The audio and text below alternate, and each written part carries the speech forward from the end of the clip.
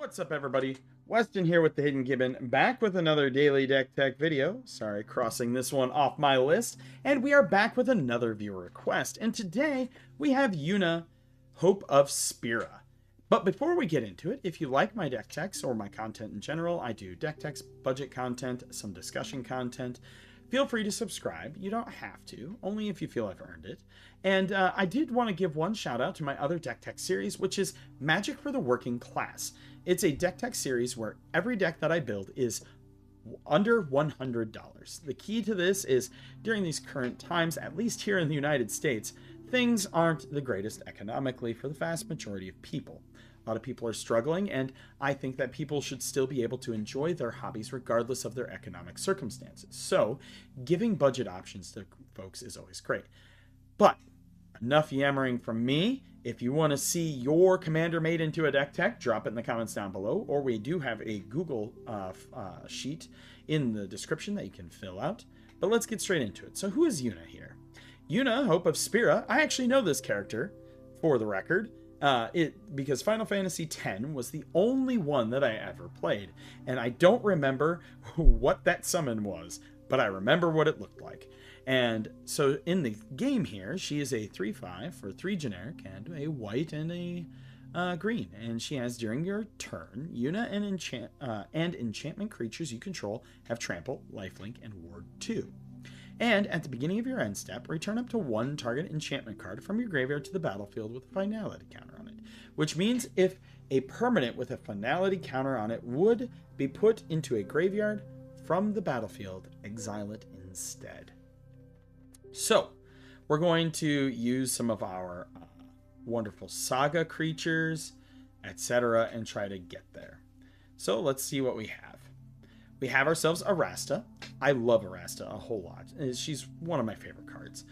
Reach and a 3/5 for 4. Whenever an opponent casts an instant or sorcery spell, you get to get a little 1/2 green spider token with Reach. Gives you a whole bunch of blockers and punishes people for playing their instants and sorceries.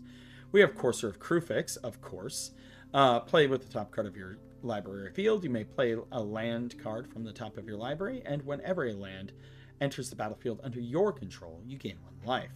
Dryad of the Elysian Grove makes it so you can play an additional land each turn, and lands you control are every basic land type in addition to their other types. We have Garnet, Princess of Alexandria. She's a 2/2 for 2 with lifelink, and whenever Garnet attacks, you may remove a lore counter from each of any number of sagas you control. Put a 1/1 counter on Garnet for each lore counter removed this way. Yes, we are playing the saga creatures, and we don't want them to die permanently, and so this is an excellent way to get some of those saga counters off. We have Heliod, the Sun Crowned.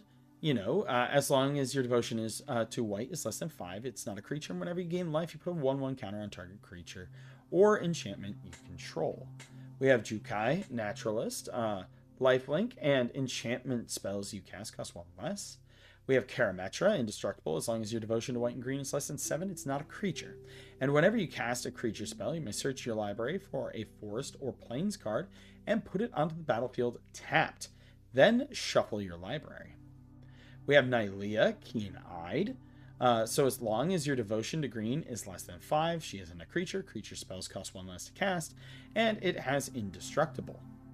You can also reveal the top card of your library. If it's a creature card, you can put it into your hand, otherwise put it into your graveyard. Overlord of the Hauntwoods. I never use the impending cost. I'll be honest with you, I hate the impending cost, so I just kind of play it as a 5-drop, a 6/5 for 5. And whenever Overlord of the Hauntwoods enter or attacks, you create a tapped colorless land token named Everywhere that is every basic land type.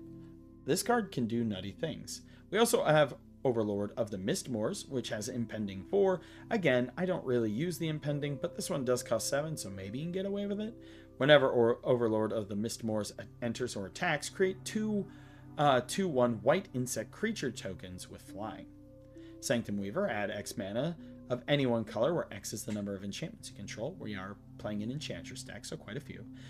Satyr Enchanter is going to draw you cards when you cast an enchantment spell. Cetizen Champion is going to do the same, except for it also puts a 1/1 counter on Cetizen Champion, and then you draw a card when the enchantment enters. Spirited Companion draws you a card. It's also an enchantment creature, so combo this with your Sithis, Setessan, or Satyr to draw extra cards. Speaking of whom, we have Sithis, Harvest Hand. This card is really, really strong, friends. Whenever you cast an enchantment spell, you gain 1 life and draw 1 card. We have Springheart Nantuko. So enchanted creature gets +1/+1, and whenever a land enters the battlefield under your control, you may pay 2. If you do, or if Springheart Nantuko is attached to a creature.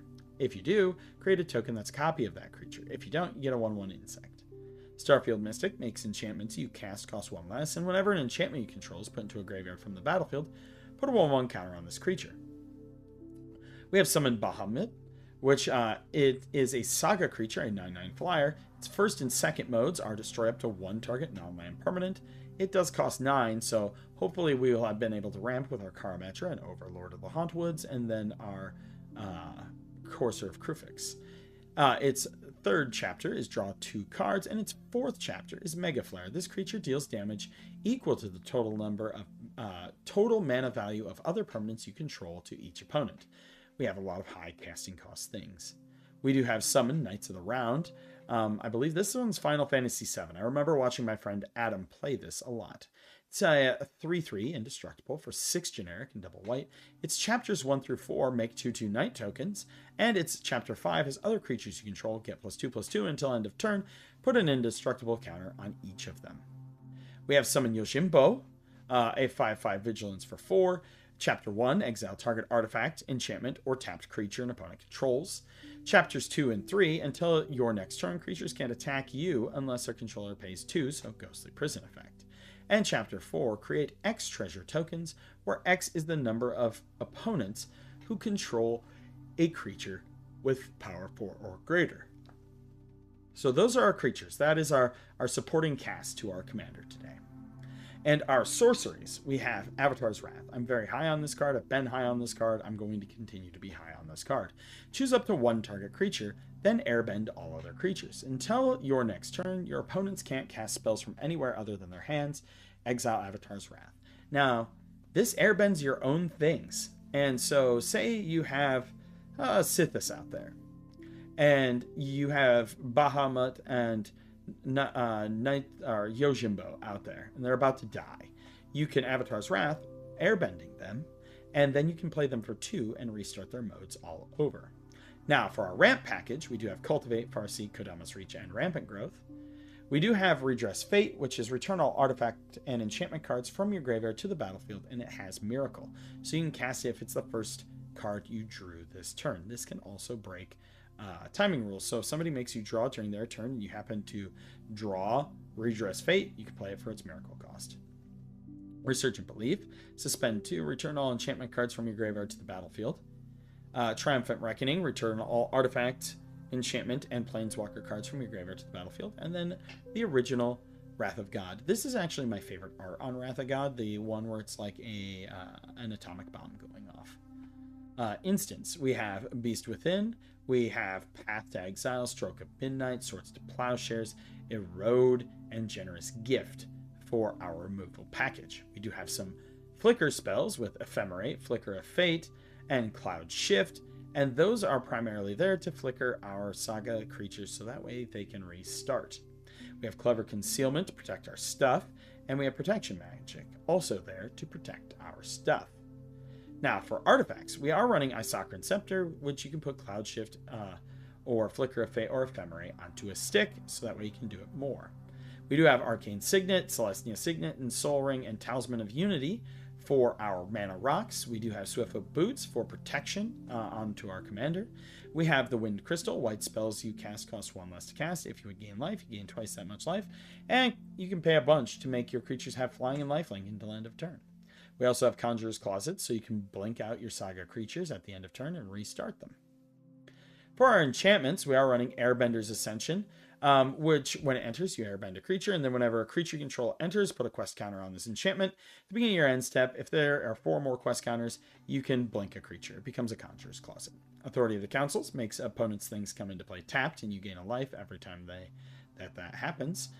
Fertile Ground, and Utopia Sprawl help you mana ramp. We have Ghostly Prison and Sphere of Safety for Ghostly Prison effects. We have Greater Aromancy. Other enchantments you control have Shroud. Enchanted creatures you control have Shroud. We have Michiko's Reign of Truth. Target creature gets +1/+1 until end of turn for each artifact or enchantment you control. This can be pretty good. And exile this saga and transform it. And it becomes Portrait of Michiko. Michiko is actually one of my favorite cards in Magic the Gathering. Portrait of Michiko gets +1/+1 for each artifact or enchantment you control. We have Mirari's Wake, an absolute classic in Commander, where creatures you control get +1/+1, and whenever you tap a land for mana, add 1 mana of any type that land produced. We do have Sterling Grove for other enchantments you control to have Shroud. You can also sack it to search your library for an enchantment. Teleportation Circle does the same thing as Conjurer's Closet. Oh yes, I forgot about Wild Growth for the ramp package as well. We do have the Legend of Kyoshi. Draw cards equal to the greatest power among creatures you control. Earthbend X, where X is the number of cards in your hand. That land becomes an island in addition to its other types. That's a very strange ability, by the way, for a mono green card. And exile this saga, then return it to the battlefield.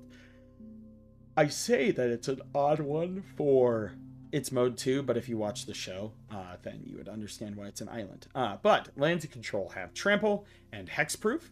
And you can tap to add X mana of any one color where X is the greatest mana or power among creatures you control. Then we have the Legend of Yang Chen. This card is also extremely good. It is a 5 mana enchantment. Starting with you, each player chooses up to 1 permanent with mana value 3 or greater from among permanents your opponents control. Exile them. Then you may have target opponent draw 3 cards. If you do, draw 3 cards, so a secret rendezvous. And then exile this saga and return it to the battlefield as Avatar Yang Chen, flying, and whenever you cast your second spell each turn, airbend up to 1 other target non-land permanent. Pretty good. For our land package, we are running Hall of Heliod's Generosity and Adagia to copy things, as well as Rogue's Passage to be able to bring in the beats. I did go about $100 over budget for this deck. I didn't mean to, but and initially it was only 50, but some of these cards have spiked in recent days, and I don't know why. But that is where we're sitting for our build. Now let's go ahead and see. Holy Moses, friends. We're going to restart this one. Look at this hand that it gave me. Good old Moxfield here gave me 5 lands and a talisman. Honestly, it's not the worst thing that could happen. You know what? The ocean favors the bold. We're going to play Adagia on turn 1. And it's going to be tapped. Then we're going to take our next turn. We are going to drop a forest. And we are going to play Talisman of Unity. On our next turn, we have 3 mana available, but we are going to play a Plains. Our Plains here is going to tap along with Forest to Rampant Growth. And we're going to grab, we're going to say another Plains. Close and shuffle. Comes into play tapped.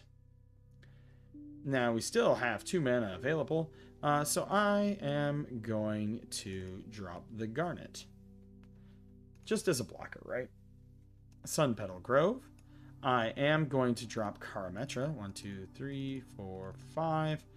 So, as long as your devotion isn't, and whenever you cast a creature spell, you may search your library for a Forest or Plains card. Next turn. So, I am going to cast this, and honestly, we could cast this. It's still not going to get our devotion to 7. Right now, our devotion's at 4. It'll be at 6 if I play this, but I'm actually going to play my Dryad of the Elysian Grove, which now lets me search for a forest or plains. In this instance, I'm going to search for a forest, put it into the battlefield tapped. Cool. So we put it onto the battlefield tapped, and now we can play an additional land each turn. So we're going to play this plains. Boom. And we have 5 mana available. So honestly, now we drop our Yuna. 1, 2, 3, 4, 5, 6, 7. Karametra is a creature now, friends. And let's bring in the beats with Karametra, and we'll say we poke somebody with our Garnet as well. I don't have any lore counters on anything currently, but it's fine. And we brought in the beats with a 6/7. Haha. We are going to drop ourselves a Sphere of Safety. which is 1, 2, 3 currently. And this turn, I'm going to tap all of these. 6, 7, 8, 9, 10, 11, 12, 13. We're going to set the counters on this to 13. We are. We can afford to take, we have a little bit of protection. Next turn, we're going to draw up our Hall of Heliod's Generosity. And what I'm going to do here is tap 1, 2, 3, 4. And I am going to make a copy of Sphere of Safety. So now everything's going to cost 2, 4, 6, 8 to attack us. And we don't have any enchantments gone, and we can bring in the beats with Karametra this turn. Next turn, we draw. We may as well play this. Ain't nothing like overextending. So this does say, create a token that's a copy of target artifact or enchantment you control, except it's legendary. So, you know, I am going to do value here. 3, 4. And I am going to make a copy of my Sanctum Weaver. Next turn, we do have Airbender's Ascension. We're going to play that, and this will let us airbend up to 1 target creature. I think I am going to airbend... sure, Yuna. And then we're going to play Yuna, which is going to add a counter. There we go. We can go ahead and make another copy. We're gonna this time add a token that's a copy of Airbender's Ascension. It comes into play. I will do this to the Yuna. 1, 2, 3, 4. And then I still have enough mana to replay the Yuna, which means this one gets a counter. This one gets a counter. Next turn, we draw, and we have ourselves a Sithis. We play our Sithis. Oh, I forgot. I should have gotten a land for this and a land here. So we'll just go ahead and do that. We're going to grab 2 planes. Close and shuffle. So we'll say that this planes is in play tapped, and this one's untapped because of the Sanctum Weaver. So we have this. This comes into play. This gets a counter. Add a counter. Add a counter to it. We're up to 3 here.